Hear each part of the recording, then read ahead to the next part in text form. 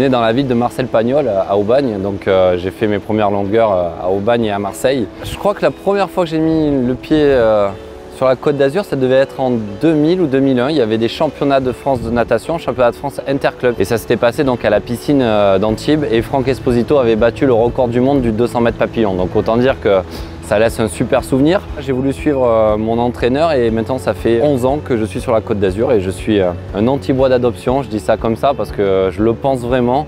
J'ai été très bien accueilli et surtout que bien sûr sportivement ça s'est très bien passé pour moi. Alors mon premier succès Côte d'Azur, fin juin 2007, des championnats de France à Saint-Raphaël. Je fais les deuxièmes performances mondiales de tous les temps aux 50 mètres et aux 100 mètres nage libre. Et je remporte mes premiers titres de champion de France. Ces performances m'ont montré que j'étais à 1 an des Jeux Olympiques, j'étais sur la bonne voie. C'est quelque chose qui m'a rassuré dans le choix de venir sur la Côte d'Azur, de venir m'entraîner ici. Le climat et la température ont un impact loin d'être négligeable sur l'entraînement au quotidien parce que c'est un sport qui est très répétitif, qui demande beaucoup de rigueur, beaucoup d'implication comme dans tous les sports de haut niveau.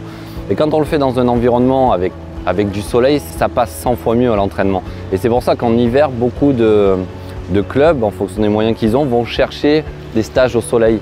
Quand on fait de la natation, qu'on s'entraîne 4 heures dans l'eau par jour, le fait de s'entraîner au soleil, c'est quelque chose d'extrêmement agréable. On est au bord de la mer, j'adore la mer, j'adore la voir. Quand je ne suis pas à côté, elle me manque.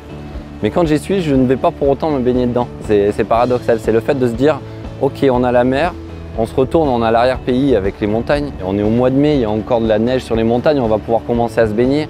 Le fait de voyager énormément, de voir beaucoup de paysages, je suis content de découvrir de nouveaux endroits, mais à chaque fois, je suis super heureux de revenir dans cette région. L'environnement géographique, c'est une chose, mais il y a aussi l'environnement humain. Je me suis senti au CN Antibes comme dans ma famille, donc je me suis senti très bien. Donc voilà, une performance sportive, c'est un tout. C'est le résultat du travail fait le plus efficacement possible. Et pour travailler efficacement, l'environnement est géographique et climatique et environnemental, c'est primordial pour moi. Eh bien, je confirme, en s'entraînant sur la Côte d'Azur, ça peut vraiment rapporter des titres et puis surtout des titres olympiques. En tant qu'ambassadeur unique de la Côte d'Azur et en tant que grand champion, le comité régional du tourisme par l'intermédiaire de David Lisnard, on t'offre en fait ce t-shirt personnalisé.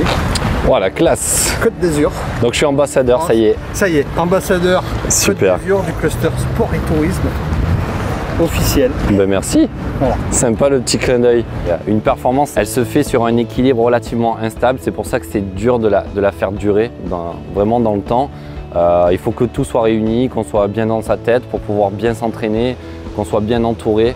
L'une de mes plus grandes fiertés, c'est finalement d'avoir pu réaliser tout ça à moins de 200 km de là où je suis né.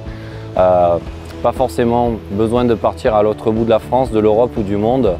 Franchement, c'est hyper agréable et on doit en être fier de ça.